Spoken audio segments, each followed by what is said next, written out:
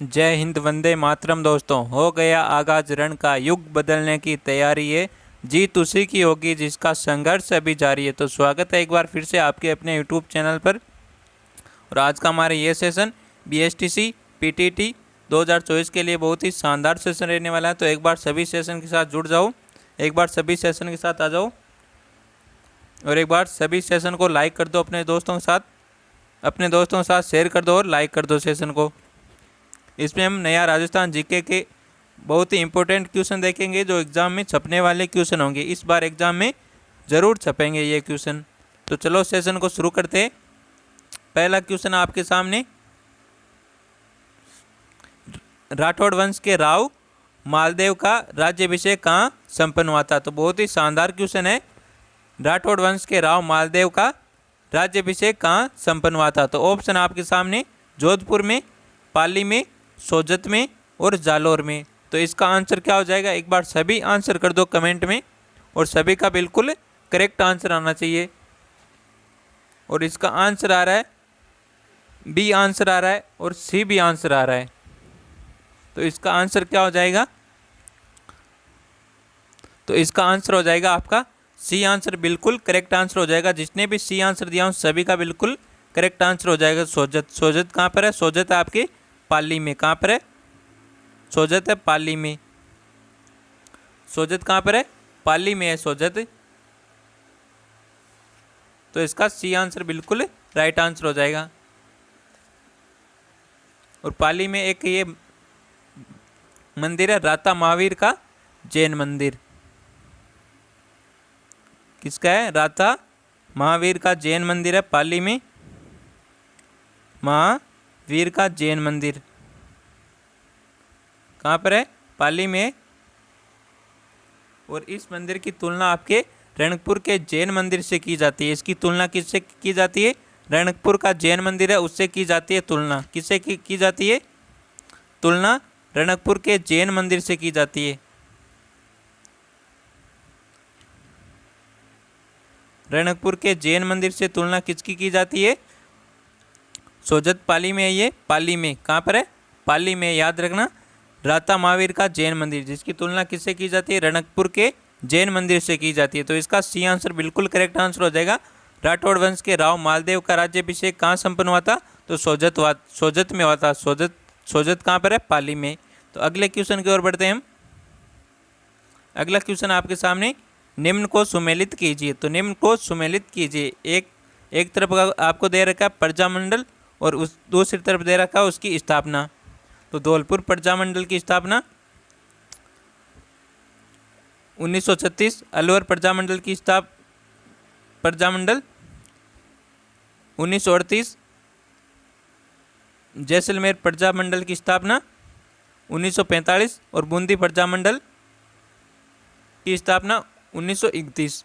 तो इसका आंसर क्या हो जाएगा, एक बार सभी आंसर कर दो।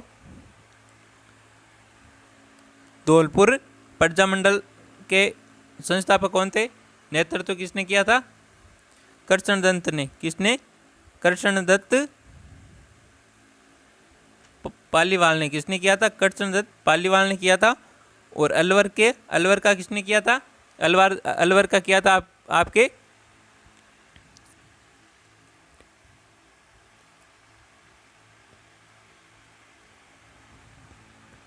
अलवर का किसने किया था, एक बार आप करो आंसर, क्या आंसर हो जाएगा इसका।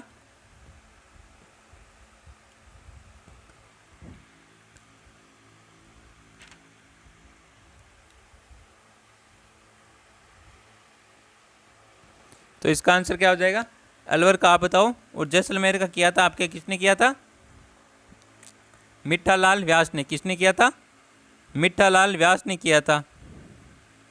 मिठालाल व्यास ने किया था जैसलमेर प्रजामंडल का नेतृत्व। और बूंदी का किसने किया था, बूंदी का किया था कृष्णदत्त ऋषिदंत। किसने किया था, ऋषिदंत या कांतिलाल ने, ये दोनों ही थे। तो आप बताओ अलवर का किसने किया था। और ये सुमेलित क्या हो जाएगा इसका, तो सुमेलित हो जाएगा धौलपुर प्रजामंडल की स्थापना 1936 में हुई थी, ये भी हो जाएगा। अलवर प्रजामंडल की स्थापना 1938 को हुई थी और जैसलमेर प्रजामंडल की स्थापना 1945 को हुई थी और बूंदी प्रजामंडल की स्थापना 1931 में हुई थी। तो यहाँ पर इसका मिलान हो जाएगा 1, 2, 3 और 4 हो जाएगा। तो ये सभी बिल्कुल करेक्ट आंसर हो जाएंगे यहाँ पर। तो आपको बताना है अलवर प्रजामंडल का नेतृत्व किसने किया था। ये क्यों, इसका आप कमेंट करो क्या आंसर हो जाएगा इसका। अलवर प्रजामंडल का नेतृत्व किसने किया था, इसका आंसर आप कमेंट करो एक बार सभी। अगला क्वेश्चन है,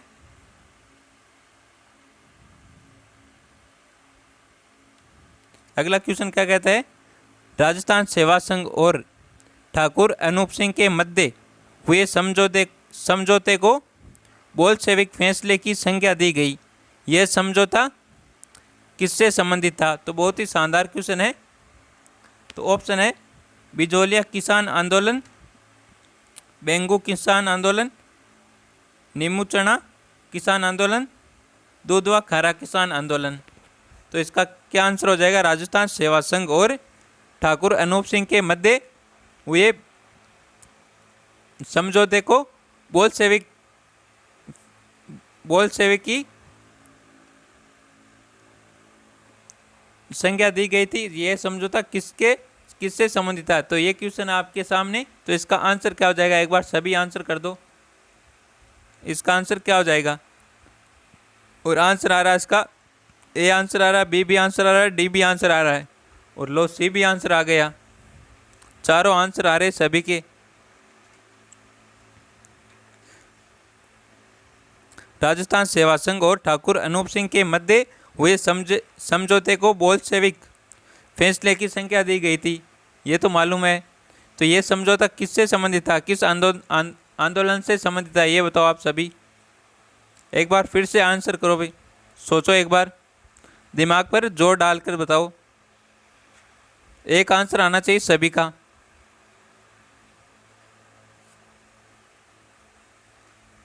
तो इसका आंसर क्या हो जाएगा, इसका आंसर हो जाएगा बी आंसर। जिसने भी बी आंसर दिया उन सभी का बिल्कुल राइट आंसर हो जाएगा, बेंगू किसान आंदोलन। तो बेंगू किसान आंदोलन कब हुआ था, ये हुआ था 1921 को। कब हुआ था, 1921 को हुआ था बेंगू किसान आंदोलन। कहाँ पर हुआ था, मैनाल। मैनाल कहाँ पर है, मैनाल है भीलवाड़ा में। कहाँ पर है, मैनाल भीलवाड़ा। मैनाल भीलवाड़ा के बेंगू किसानों ने ये आंदोलन किया था। तो इसका बी आंसर बिल्कुल करेक्ट आंसर हो जाएगा। जिसने भी बी आंसर दिया उन सभी का बिल्कुल राइट आंसर हो जाएगा। अगले क्वेश्चन की ओर बढ़ते हैं हम। अगला क्वेश्चन आपके सामने, राजस्थान में AGG agent to governor general का कार्यालय कब स्थापित किया गया। तो राजस्थान में एजीजी का कार्यालय कब स्थापित किया गया था। तो ऑप्शन है इसका 1932 ईस्वी में, 1962 ईस्वी में, 1844 में और 1832 में। तो एजीजी का कार्यालय कब स्थापित किया गया था। तो इनका स्थापित किया गया था आपके 1832 में। कब किया गया था, 1832 में। डी आंसर बिल्कुल करेक्ट आंसर हो जाएगा इसका। जिसने भी डी आंसर दिया उन सभी का बिल्कुल राइट आंसर हो जाएगा। तो एक बार सभी सेशन को लाइक करो, सभी एक बार सेशन को लाइक करो और अपने दोस्तों के साथ शेयर करो सेशन को। कम से कम 100 तो जुड़ने चाहिए ना सेशन के साथ, तभी आएगा मज़ा पढ़ाने में और पढ़ने में। तो एक बार सेशन को लाइक कर दो अपने दोस्तों और शेयर करो अपने दोस्तों के साथ। तो इसका डी आंसर बिल्कुल करेक्ट आंसर हो जाएगा। राजस्थान में एजीजी का कार्यालय 1832 में स्थापित किया गया था। नेक्स्ट क्वेश्चन है, राजस्थान में सबसे अधिक चित्रांकन वाली सबसे पुरानी फड़। तो राजस्थान में सबसे अधिक चित्रांकन वाली सबसे पुरानी फड़ कौन सी है। ऑप्शन है आपके सामने, बाबूजी की फड़, भैंसासुर की फड़, देवनारायण जी की फड़ और रामदेव जी की फड़। तो इसका आंसर दो आप सभी, क्या आंसर हो जाएगा इसका। बहुत ही शानदार सा क्वेश्चन है, बहुत ही सरल सा क्वेश्चन है भाई, और हर बार एग्जाम में पूछा जाता है ऐसा क्वेश्चन।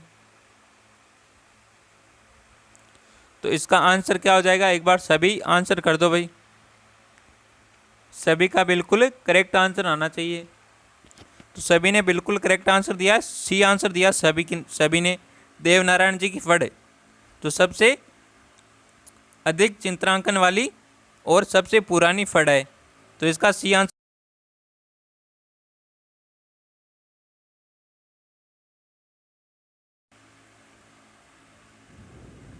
सी आंसर बिल्कुल करेक्ट आंसर हो जाएगा। नेक्स्ट क्वेश्चन आपके सामने,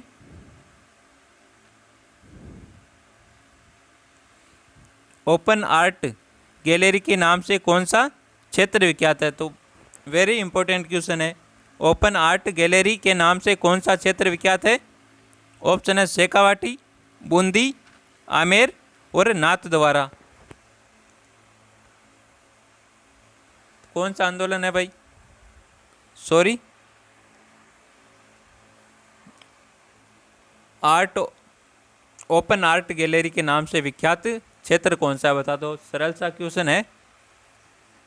तो इसका आंसर दिया सभी ने, सभी का बिल्कुल करेक्ट आंसर हो जाएगा। ए आंसर दिया सभी ने, शेखावाटी। तो आप बताओ शेखावाटी में कितने जिले शामिल हैं। शेखावाटी में कितने जिले शामिल है, ऑप्शन दो क्या। ऑप्शन आपके सामने 3 जिले, 4 जिले, 5 जिले और 6 जिले। शेखावाटी क्षेत्र में कितने जिले शामिल है। तो एक बार सभी आंसर करो। 3 आ रहा है और 4 आ रहा है। 3 बता रहे और 4 भी बता रहे, तो 3 वाले पुराने हो गए है ना। 3 वाले पुराने हो गए। अब कौन कौन से थे। 3 थे चूरू, झुंझुनू और सीकर। चूरू, झुंझुनू, सीकर और एक नया कौन सा जुड़ा है, नया जिला बनकर, सीकर। और एक बना है नीम का थाना, जो सीकर जिले से अलग होकर बना है। सीकर जिले से अलग होकर नीम का थाना नया जिला बना है, नीम का थाना। तो अब 4 हो गए शेखावाटी क्षेत्र में। शेखावाटी क्षेत्र में 4 जिले शामिल हो गए, याद रखना। सीकर, झुंझुनू, चूरू और नीम का थाना। जो नीम का थाना है उस सीकर जिले से अलग होकर नया जिला बना है। तो आपसे पूछा जाए सीकर जिला किससे अलग होकर बना है, तो आपको बताना है सीकर और झुंझुनू से। और आपसे एक ऐसा क्वेश्चन पूछा जाए सीकर, नीम का थाना मूल रूप से किस जिले से अलग होकर नया जिला बना है, तो आपको बताना है सीकर जिले से अलग होकर बना है। तो इसका ए आंसर बिल्कुल करेक्ट आंसर हो जाएगा। जिसने भी ए आंसर दिया उन सभी का बिल्कुल राइट आंसर हो जाएगा। शेखावाटी क्षेत्र को ओपन आर्ट गैलरी के नाम से जाना जाता है। और शेखावाटी में कितने जिले शामिल हो गए, 4 जिले शामिल हो गए। अगला है नड़ वाद्य यंत्र राजस्थान के किस क्षेत्र में अधिकांशतः प्रयुक्त होता है। तो नड़ वाद्य यंत्र है ये राजस्थान के किस क्षेत्र में अधिकांशतः प्रयुक्त होता है। तो ऑप्शन है जैसलमेर में, मेवाड़ में, बीकानेर में और बाड़मेर में। तो नड़ है ये वाद्य यंत्र। कैसा वाद्य यंत्र है नड़, बताओ एक बार। नड़ है जो ये कैसा वाद्य यंत्र, आपको पता है वाद्य यंत्र कितने प्रकार के होते हैं। वाद्य यंत्र 4 प्रकार के होते हैं। कितने वाद्य यंत्र 4 प्रकार के होते हैं। कौन कौन से होते हैं। एक तो होता है आपका तत्व वाद्य यंत्र। कौन सा होता है, तत्व वाद्य यंत्र। और एक होता है सुशीर वाद्य यंत्र, सुशीर वाद्य यंत्र। और एक होता है अवनद। कौन सा, अवनद या ताल वाद्य यंत्र। और एक वाद्य यंत्र होता है गण वाद्य यंत्र। तो आप बताओ नड़ कैसा वाद्य यंत्र है। तो नड़ एक सुशीर वाद्य यंत्र है। कैसा है, नड सुशिर वाद्य यंत्र। कैसा है? सुशिर वाद्य यंत्र है नड। और ये किस क्षेत्र में प्रयुक्त होता है अधिकांशतः? इसका आंसर क्या हो जाएगा? जैसलमेर में। किस क्षेत्र में? जैसलमेर में होता है ये आंसर बिल्कुल करेक्ट आंसर हो जाएगा। और आपसे क्वेश्चन पूछा जाएगा नड वाद्य यंत्र के वादक कौन है? तो वादक है इनके नड वाद्य यंत्र के एक डाकू थे। डाकू का नाम क्या था? क्या नाम था? कर्णा भील। कर्णा भील। ये इस नड वाद्य यंत्र से संबंधित है, कर्णा भील। और इनकी मूछें थी कितनी थी? 7 फीट लंबी थी इनकी मूछें। कितनी थी? 7 फीट लंबी। किनकी थी? कर्णा भील की। कितनी लंबी थी? 7 फीट लंबी मूछें थी इनकी। क्या थी? मूछें कितने फीट? 7 फीट लंबी। और कहा जाता है ये डाकू थे तो इनके दुश्मन बहुत होंगे। तो कहा जाता है ये रात में सो रहे थे और रात में कोई आया और इनकी मुंडी काट कर ले गया। क्या ले गया? मुंडी काट कर ले गया इनकी। और अभी तक पता नहीं चला कि मुंडी कौन ले गया था, है ना। तो आपसे और एक वाद्य यंत्र कर्णा वाद्य यंत्र भी होता है। क्या? कौन सा? कर्णा वाद्य यंत्र भी होता है। कर्णा वाद्य यंत्र। तो आपसे क्वेश्चन पूछा जाएगा कि कर्णा वाद्य यंत्र किससे संबंधित है? तो कर्णा वाद्य यंत्र आपसे, तो यहाँ वहाँ पर आप कर्णा भील नहीं करना है। क्या नहीं करना है? कर्णा भील नहीं करना है। तो आप नड वाद्य यंत्र से संबंधित है कर्णा भील। कर्णा वाद्य यंत्र होता है और कर्णा भील ये नाम सेम हो जाएगा। तो आप कर्णा भील कर दोगे, तो ये नहीं करना है। नड पर आपको कर्णा भील ही करना है, ना कि कर्णा वाद्य यंत्र पर करना है।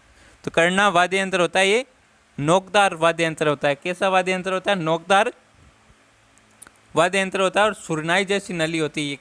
किस प्रकार की नली होती है? कर्णा सुरनाई जैसी नली होती है। तो इसका आंसर ए आंसर हो जाएगा। करेक्ट आंसर नड वाद्य यंत्र है। ये राजस्थान के जैसलमेर क्षेत्र में प्रयुक्त होता है। तो नेक्स्ट क्वेश्चन आपके सामने, राजस्थान का वह जिला जहां उष्णकटिबंधीय शुष्क कंटीले वन पाए जाते हैं। बहुत ही इंपॉर्टेंट क्वेश्चन है। राजस्थान का वह जिला जहां उष्णकटिबंधीय शुष्क कंटीले वन पाए जाते हैं। तो जयपुर, धौलपुर, अजमेर और जैसलमेर। उष्णकटिबंधीय शुष्क कंटीले वन कहाँ पाए जाते हैं? एक बार सभी आंसर कर दो कमेंट में। क्या आंसर हो जाएगा इसका? सभी का बिल्कुल करेक्ट आंसर आना चाहिए। और सभी ने बिल्कुल करेक्ट आंसर दिया है। डी आंसर दिया सभी ने, जैसलमेर। क्या आंसर हो जाएगा इसका? जैसलमेर हो जाएगा। बहुत ही बढ़िया दोस्तों, सभी ने बिल्कुल करेक्ट आंसर दिया है। अगला क्वेश्चन है, रणथंभौर दुर्ग में स्थित जोरा बोरा क्या है? तो रणथंभौर दुर्ग में स्थित है ये जोरा और बोरा। ये क्या है? ऑप्शन है अन्न भंडार, वस्त्रागार, जैन मंदिर, तोप खाना। तो इसका आंसर दो फटाफट। और अभी तक शेयर नहीं किया हो सेशन को भाई, किसी ने भी शेयर नहीं किया सेशन को, तो एक बार सभी सेशन को शेयर करो, ताकि जो सेशन के साथ नहीं जुड़े हैं वो भी जुड़ जाए एक बार। तो अभी सभी सेशन को लाइक कर दो और शेयर कर दो अपने दोस्तों के साथ। तो इसका आंसर क्या हो जाएगा? और सभी ने बिल्कुल करेक्ट आंसर दिया, अन्न भंडार है ये। जोरा और बोरा रणथंभौर दुर्ग में स्थित है ये जोरा और बोरा। ये क्या है? अन्न भंडार। क्या है? अन्न भंडार। ये आंसर बिल्कुल राइट आंसर हो जाएगा इसका। नेक्स्ट क्वेश्चन है,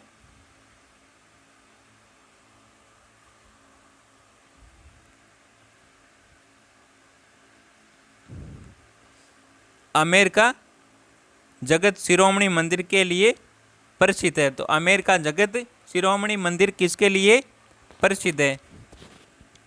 कृष्ण की संगमरमर मूर्ति के लिए, कृष्ण के काले पत्थर की मूर्ति के लिए, और कृष्ण के लाल पत्थर की मूर्ति के लिए, कृष्ण की चांदी की मूर्ति के लिए। तो अमेरिका ये जगत शिरोमणि मंदिर है किसके लिए प्रसिद्ध है? इसका आंसर क्या हो जाएगा, एक बार सभी आंसर कर दो। तो सभी ने बिल्कुल करेक्ट आंसर दिया, बी आंसर दिया सभी ने। कृष्ण के काले पत्थर की मूर्ति के लिए प्रसिद्ध है आमेर का जगत शिरोमणि मंदिर। बी आंसर बिल्कुल राइट आंसर हो जाएगा इसका, सभी ने बिल्कुल करेक्ट आंसर दिया है। अगले क्वेश्चन की ओर बढ़ते हैं हम। अगला क्वेश्चन है, राजस्थान के किस क्षेत्र में पंधारी के मोदक मिष्ठान प्रसिद्ध है। तो मंदारी के मोदक किसे कहा जाता है बताओ एक बार। मंदारी के मोदक मिष्ठान प्रसिद्ध है। तो ऑप्शन है नाथ द्वारा, जोधपुर, बीकानेर और जयपुर। तो मोदक कहा जाता है लड्डू को, किसे कहा जाता है, लड्डू को मोदक कहा जाता है भाई। श्री गणेश खाया करते हैं ना मोदक। तो इसका आंसर क्या हो जाएगा, सी आंसर हो जाएगा करेक्ट आंसर, बीकानेर। बीकानेर के मंदारी के मोदक मिष्ठान प्रसिद्ध है, C answer is correct answer. Next question हो जाएगा आपका, करौली राज्य और अंग्रेजों के मध्य संधि कब की गई। करौली राज्य और अंग्रेजों के मध्य संधि कब की गई। ऑप्शन है नवंबर 9 नवंबर 1817, 9 जनवरी 1818, 9 दिसंबर 1818 और 9 दिसंबर 1817। तो करौली राज्य और अंग्रेजों के मध्य संधि कब हुई थी। हाँ बिल्कुल करेक्ट आंसर आया है, सभी ने बिल्कुल करेक्ट आंसर दिया, 9 नवंबर 1817 में। कब, 9 नवंबर 1817 में करौली राज्य और अंग्रेजों के मध्य संधि हुई थी। ये हो जाएगा करेक्ट आंसर इसका। अगला क्वेश्चन है आपका, माई धवल राजस्थान की किस मुख्य फसल की एक किस्म है। तो माई धवल राजस्थान की किस मुख्य फसल की एक किस्म है। मक्का, ज्वार, गेहूं, चना। तो माई धवन ये राजस्थान की किस मुख्य फसल की किस्म है। तो बता दो एक बार, सभी आंसर कर दो इसका। इसका भी ये आंसर बिल्कुल करेक्ट आंसर हो जाएगा, जिसने भी ये आंसर दिया उन सभी का बिल्कुल राइट आंसर हो जाएगा मक्का। नेक्स्ट क्वेश्चन है,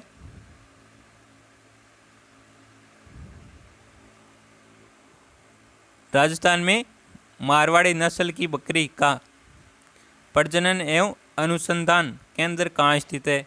तो राजस्थान में मारवाड़ी नस्ल की बकरी का प्रजनन एवं अनुसंधान केंद्र कहाँ स्थित है। तो ऑप्शन है इसका बीकानेर, टोंक, जोधपुर, पोखरण। तो एक बार सभी आंसर कर दो, इसका क्या आंसर हो जाएगा। सभी का बिल्कुल करेक्ट आंसर आना चाहिए।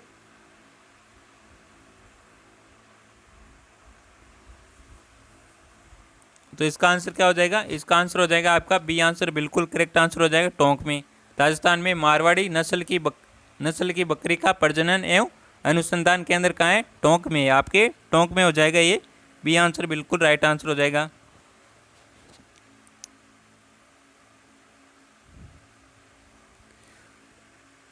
राजस्थान के कौन से भाग में बांस वन पाए जाते हैं। तो राजस्थान के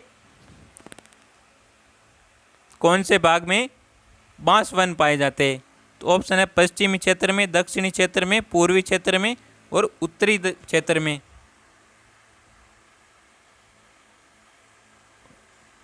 बांस को क्या कहा जाता है, हरा सोना कहा जाता है। क्या कहा जाता है, हरा सोना कहा जाता है बांस को। और काला सोना किसे कहा जाता है, काला सोना कहा जाता है अफीम को। क्या कहा जाता है, काला सोना किसे कहा जाता है, अफीम को कहा जाता है। आपकी अफीम को काला सोना कहा जाता है। तो राजस्थान के कौन से भाग में बांस वन पाए जाते हैं। सर पीडीएफ कहाँ पर मिलेगी क्लास की। तो इस क्लास की पीडीएफ मिलेगी आपको हमारे यूट्यूब चैनल के बायो में, टेलीग्राम चैनल की लिंक दे रखी है, वहाँ पर आप क्लिक करके उस लिंक पर टैप करके हमारे टेलीग्राम चैनल को ज्वाइन कर सकते हो। वहाँ पर आपको सभी क्लासों की पीडीएफ मिल जाएगी। वहाँ से आप पीडीएफ प्राप्त कर सकते हो। तो इसका आंसर क्या हो जाएगा? इसका आंसर हो जाएगा आपके बी आंसर हो जाएगा। दक्षिणी क्षेत्र में, राजस्थान के दक्षिणी क्षेत्र में बांस वन पाए जाते हैं। बी आंसर करेक्ट आंसर हो जाएगा इसका। नेक्स्ट क्वेश्चन है इसका, राजस्थान वानिकी एवं जैव विविधता परियोजना किसके द्वारा प्रायोजित है? ऑप्शन है विश्व व्यापार संगठन, विश्व bank, Japanese international corporation agency, Asian development bank. तो इसका आंसर क्या हो जाएगा? तो इसका आंसर हो जाएगा आपके सी आंसर करेक्ट आंसर हो जाएगा इसका, Japanese international corporation agency. C answer correct answer हो जाएगा इसका।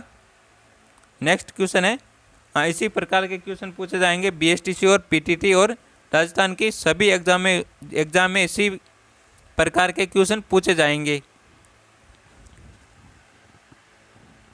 अगला क्वेश्चन है, इंदिरा गांधी नहर मुख्य तक विस्तृत की गई है।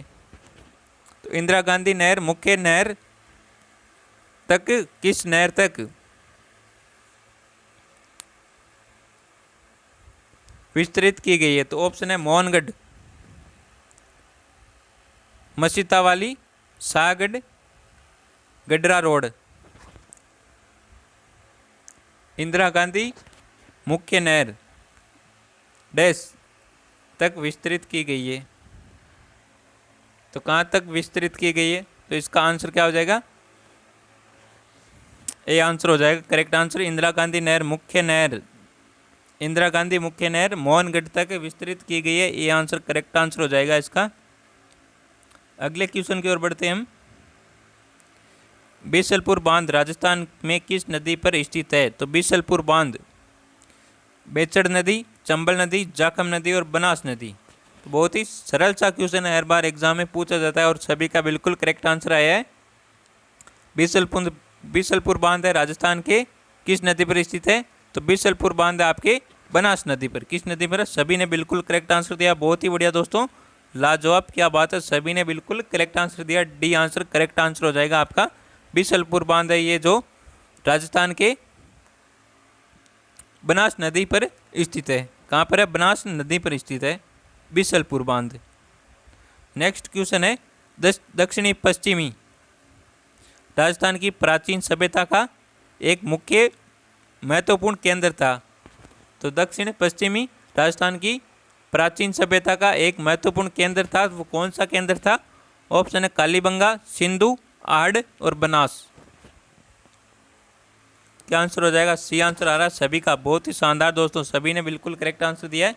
सी आंसर बिल्कुल करेक्ट आंसर हो जाएगा आपका, आहड़ हो जाएगा।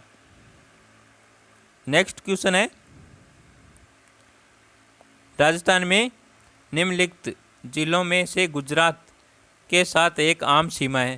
तो ऑप्शन है सिरोही, डूंगरपुर, प्रतापगढ़, बांसवाड़ा। नीचे दिए गए कोड का उपयोग करके सही उत्तर का चयन करें। तो इसका आंसर दो आप सभी। राजस्थान के निम्नलिखित जिलों में से गुजरात के साथ एक आम सीमा है। तो किन जिलों की सीमा गुजरात से लगती है बताओ एक बार। इनमें से किन किन जिलों की गुजरात से सीमा लगती है?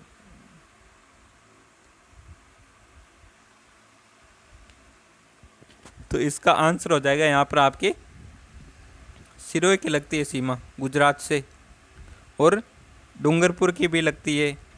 प्रतापगढ़ की थोड़ी लगती है, प्रतापगढ़ की नहीं लगती है, और बांसवाड़ा की लगती है।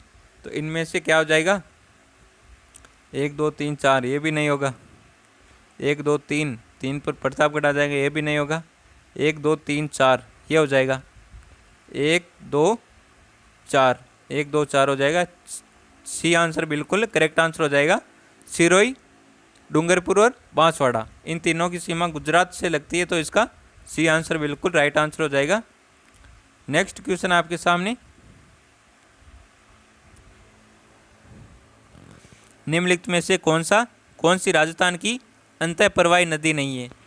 तो निम्नलिखित में से कौन सी राजस्थान की नदी है जो अंतःप्रवाही नदी नहीं है? तो ऑप्शन है कांतली नदी, गंगर नदी, कोठारी नदी और साबी नदी। तो एक बार सभी आंसर कर दो कमेंट में, क्या आंसर हो जाएगा इसका? सी आंसर आ जाएगा यहाँ पर कोठारी नदी। कोठारी नदी राजस्थान की अंतःप्रवाही नदी नहीं है, तो इसका सी आंसर करेक्ट आंसर हो जाएगा। जिसने भी सी आंसर दिया है उन सभी का बिल्कुल राइट आंसर हो जाएगा। अगले क्वेश्चन की ओर बढ़ते हैं हम।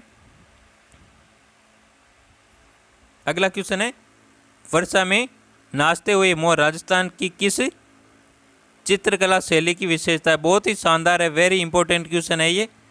वर्षा में नाचते हुए मोर राजस्थान की किस चित्रकला शैली की विशेषता है? तो ऑप्शन है जयपुर की, बूंदी की, किशनगढ़ की और मारवाड़ की। तो बहुत ही शानदार सा क्वेश्चन है, वेरी इंपॉर्टेंट क्वेश्चन आया आपके सामने। तो इसका आंसर क्या हो जाएगा? याद रखना, बिल्कुल करेक्ट आंसर हो जाएगा यहाँ पर बी आंसर, बूंदी। बूंदी की चित्रकला शैली की विशेषता ये वर्षा में नाचते हुए मोर। चित्रकला पर आपको एक क्लास मिल जाएगी, सभी चित्रकला की एक क्लास मिलेगी आपको। तो पीपीटी तैयार करके आपको वह भी क्लास अपलोड की जाएगी आपको। तो इसका बी आंसर बिल्कुल करेक्ट आंसर हो जाएगा। वर्षा में नाचता हुआ मोर राजस्थान की बूंदी चित्रकला शैली की विशेषता हो जाएगी यहाँ पर B answer correct answer. Next question है, कौन सा युग्म सही नहीं है? तो कौन सा युग्म सही नहीं है? तो ऑप्शन एक तरफ है नगर और उड्डयन केंद्र, जयपुर सांगानेर हवाई अड्डा, उदयपुर डबोक हवाई अड्डा, कोटा हवाई अड्डा, जोधपुर पालम हवाई अड्डा। क्या आंसर हो जाएगा इसका? तो सांगानेर हवाई अड्डा ये जयपुर में, डबोक हवाई अड्डा ये उदयपुर में, और कोटा हवाई अड्डा ये कोटा में, ये जोधपुर ये करेक्ट गलत आंसर हो जाएगा, डी आंसर। पालक हवाई अड्डा जोधपुर में नहीं है, तो ये डी आंसर करेक्ट आंसर हो जाएगा यहाँ पर। नेक्स्ट क्वेश्चन है, राजस्थान के निम्नलिखित में से किस जिलों में इंसेप्टी सोल्स मृदा पाई जाती है? कौन सी इंसेप्टी सोल्स मृदा पाई जाती है? तो ऑप्शन है आपके सामने जयपुर, दौसा, अलवर, कोटा, बूंदी, बारा, जैसलमेर, बाड़मेर और बीकानेर, पाली, भीलवाड़ा, सिरोही। तो इसका आंसर हो जाएगा डी आंसर बिल्कुल करेक्ट आंसर हो जाएगा, पाली, भीलवाड़ा और सिरोही। नेक्स्ट क्वेश्चन है, औरंगजेब की मृत्यु तक अपने को स्वतंत्र करने का प्रयास करने वाला राजपूत राज्य था? तो बहुत ही शानदार क्वेश्चन है, वेरी इंपॉर्टेंट। मारवाड़, जयपुर, मेवाड़, बीकानेर। तो औरंगजेब की मृत्यु तक अपने को स्वतंत्र करने का प्रयास करने वाला राजपूत राज्य कौन सा था? तो इस क्वेश्चन का आंसर आपको देना है कमेंट में। किस में देना है? कमेंट में देना है सभी को। इस क्वेश्चन का आंसर आप सभी को देना है कमेंट में।